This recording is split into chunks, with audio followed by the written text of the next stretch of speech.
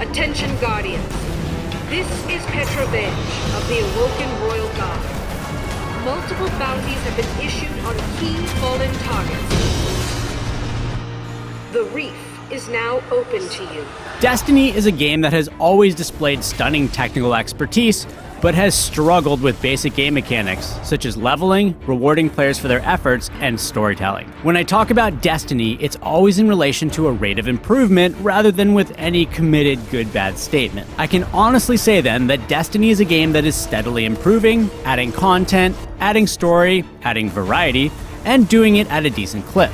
House of Wolves is better than The Dark Below, which was better than core Destiny. So what does House of Wolves do right? For starters, the story missions that kick off the DLC are no longer filled with out-of-context Dinklebot dialogue. In core Destiny, most of the story was about Rasputin, Crota's legions, and other plot points in the first DLC that players hadn't seen yet. House of Wolves dialogue and character moments told by Petrovenge deal with what players are currently doing and actually make sense. The mission locations are varied, add a new vehicle, the Heavy Pike, and aren't too tough on the eyes. Something added for new players are missions in the Vault of Glass involving Oracle puzzles, and also jumping platform moments later in the DLC that train people for the game's first raid.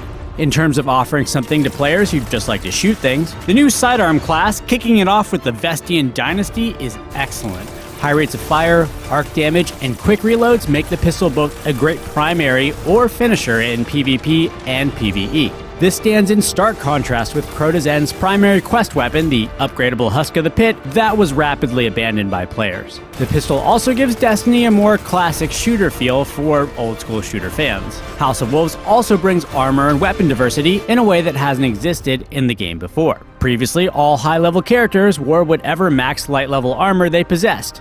So for a long time, everyone looked like they just woke up and got out of bed from the Vault of Glass or Crota's End. Subsequent exotics and events such as the Iron Banner did change up people's look a bit, but not nearly enough. House of Wolves now allows players to ascend any legendary or exotic piece of armor or weapon to max level. In addition, the DLC shells out new legendary armor without elaborate upgrade trees at a pretty decent clip. So now player styles are only limited by their luck with etheric light drops. On a side note, the entire currency system has been made simple with a currency exchange. Ultimately, we're going to have to see if House of Wolves has enough content to keep people interested. Most of my colleagues are on their way to hitting max level in the first week. And if there's one thing missing from House of Wolves, it's loadout slots. Since the Prison of Elders, the highest level content is about fighting all the enemy types in one sitting, each with different types of elemental shields, the lack of in-game loadouts just seems like a huge oversight. Also, lack of matchmaking above 28 in the Prison of Elders still bugs me. Internet matchmaking sites have proven again and again that Bungie's philosophy is just wrong when it comes to matchmaking. In conclusion, is House of Wolves good? I can honestly say that it makes Destiny better. Will you still have to do your weekly Destiny chores to enjoy the game? Say 2 or 3 Nightfalls, maybe 9 Prison of Elder runs, a Trial of Osiris card or 2? Well, it is Destiny. You're just not going to find 100 hours of unique content like you would in, say, The Witcher 3. Whether or not that makes House of Wolves good is up to you.